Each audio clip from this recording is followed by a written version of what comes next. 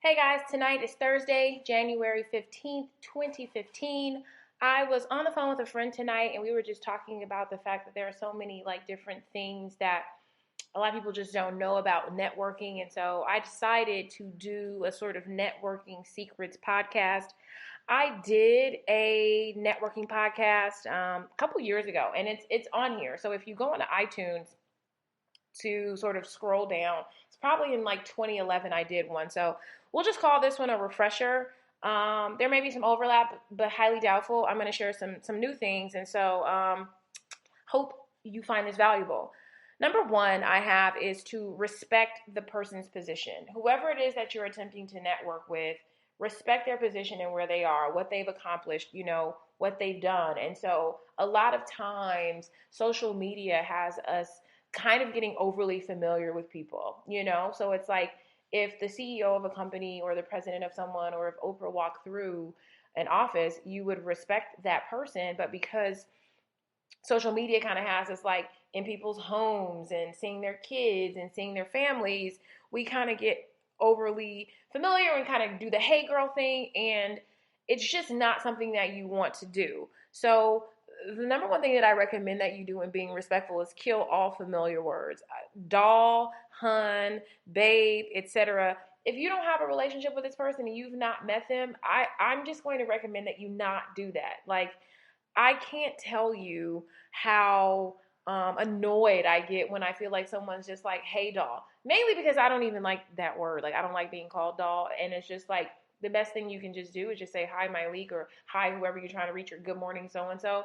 Because you don't really know the temperature and you don't know that person. So, I know that a lot of girls like to be sort of, hey, girl, hey. But you're trying to handle business. If that's what you're trying to do, stay professional. You also want to remember to ease into the relationship. So you don't have to rush to try to get to know someone, right? So if there is a sort of major person that you need to know, right?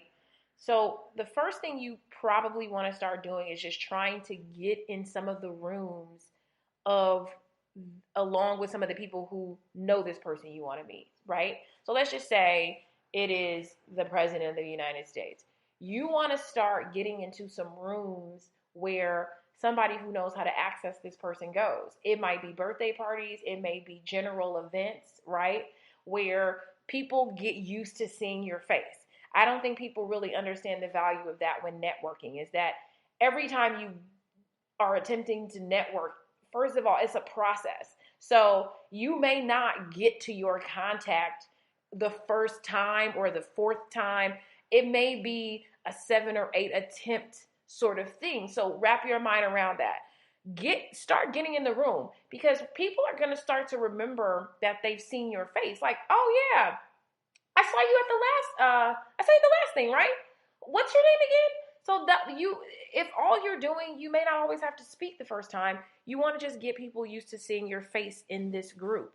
After that is when you connect with someone who might be several steps away from the person. You connect with that person. Then if you can get in the room with the person, that is when you sort of that someone else will get you into the room with that person. And when you get in the room with the person, you ease into it. I always start off with I'm just really a huge fan of your work, on and on and on. You don't have to do a lot of talking.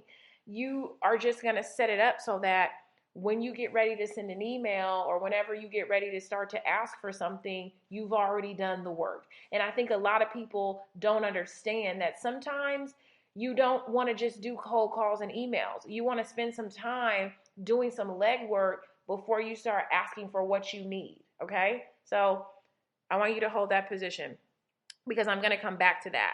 Number 2 is actually I'm going to swap these because I think this is more fitting. The next one we're going to do is I have something that says face, voice, text, right?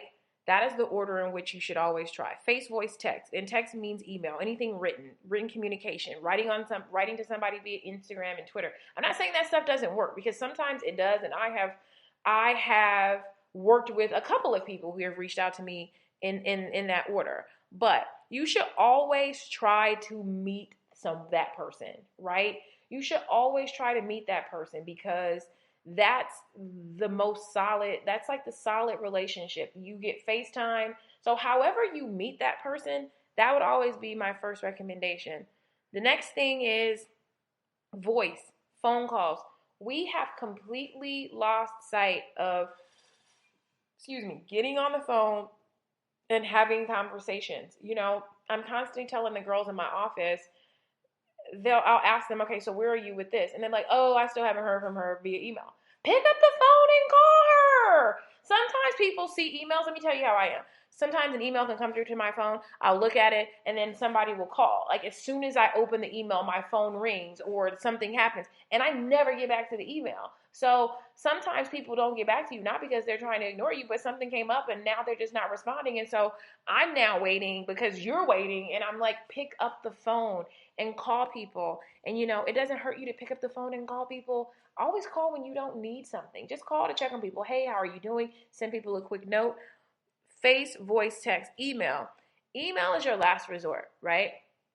Email is the last thing that you've done. Email is something that, like, if you've ran out of options, and I'm going to put an extra one in between voice and text, meaning voice and email, and it's a trusted introduction. If you can get somebody that knows the person you're trying to connect with to introduce you via email, that's an even greater vehicle than you just doing a cold call. See what I'm saying? So I sometimes see people who write me and they're just like, oh, so and so acts like they're too busy to get back to me. And it's not that they're too busy, but it's like you're asking them for something with nothing to exchange for them. Or like you're like, oh, I'm having an event, I want you to give me stuff. And they're just like, okay, well, you haven't really fully explained to me how this is going to benefit me. If it's your first year doing it, your first time doing anything, don't even feel any kind of way if nobody's on your side, okay? Because expect that. When I first started everything I was doing, people are like, prove yourself first, right? So don't take that personal. Next thing you want to make sure you remember to do is remember birthdays and occasions. If there's somebody that you have yet to make a connection with, birthdays are the easiest way in the door, okay? If you can tell or when that person's birthday is coming up, send them a card, send them flowers. It's not weird to do something like that at that time, right? So it's just like, if somebody, you don't know this person, but they got flowers from you on their birthday from a stranger and kind of in an attempt to connect, it's fitting versus, kind of blindly sending things. So remember birthdays and occasions. Birthdays are just the perfect way to connect with someone. Like if you want to send someone something, send a gift, send your product, send something. You can send your products anytime, but if you really want to do something extra special, try to pay attention to those kinds of things. Number 4, work on your relationships. Like those things take work. So once you meet someone, keep up with that person. Keep in touch with them. Call them, text them, invite them to lunch or dinner. Every year, every couple months, I make time to go out and just have dinner with my contacts. Like people are like, so you flew all the way to Dallas just to take me to dinner? And I'm like, yeah. You know why? Because when I'm in a crunch and I need to call you and I need something in like a week or two, I don't want you to feel used by me because that's not really what I'm trying to do. It's like I'm basically doing what I need to do so that you understand that I did the work and took the time to do that. So if you follow me on Instagram and sometimes I'm traveling and people are like, are you having an event? No, I'm here. I'm basically working on my relationships. I'm here taking my key people to dinner, grabbing drinks, having some FaceTime, kikiing, because I know that I'm not going to have time to do that when I'm in a bind, And so that's the whole thing is that I know that I need to do that.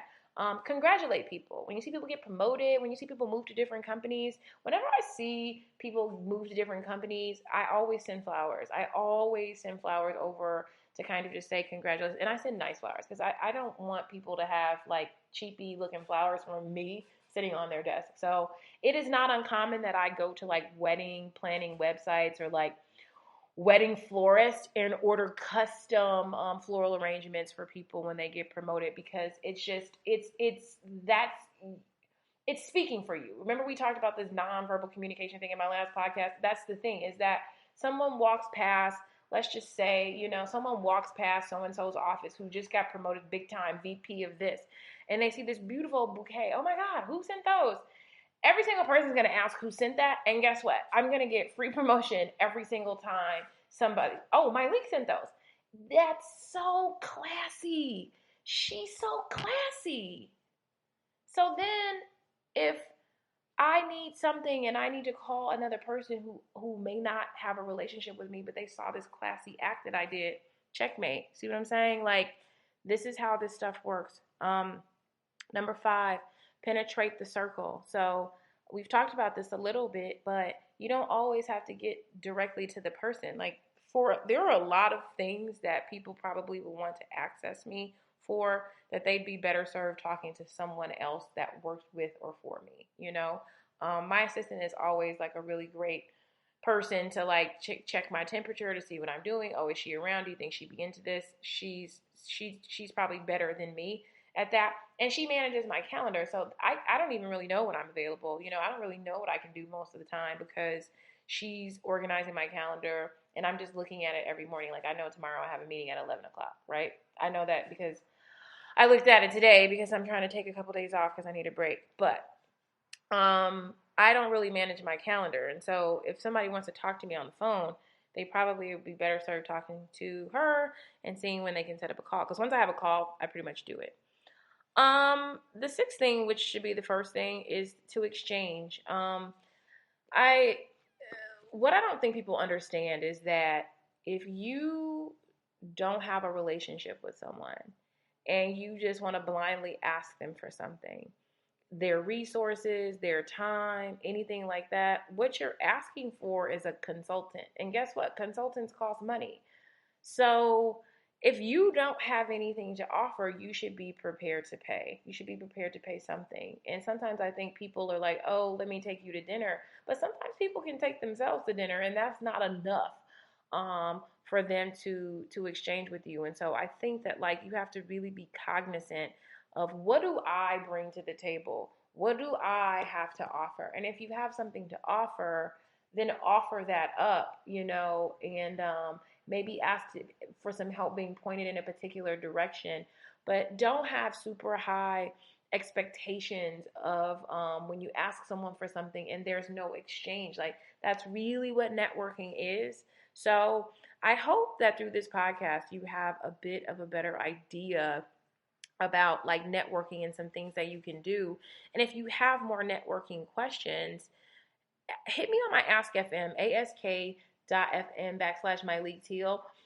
Ask me some more questions about networking because I'm totally fine to do another one based on your question. So I'm just doing this based on a phone conversation that I had, but I'd love to do one based on your question. So go ahead and shoot me one of those. You can also drop the question on my Instagram or on my Twitter, but the Ask FM is the place that I can't lose anything. So it stays housed until I click it open versus, the Twitter stuff pushes down and the Instagram and all that good stuff. But let me know how you're doing with your work and let me know how the network is going for you so far. Let me know. I mean, I know we're still new into the new year, but I'm curious to see what you're checking off on your vision board. And you know what? I would love it if you could tweet me what your mantra for the new year is.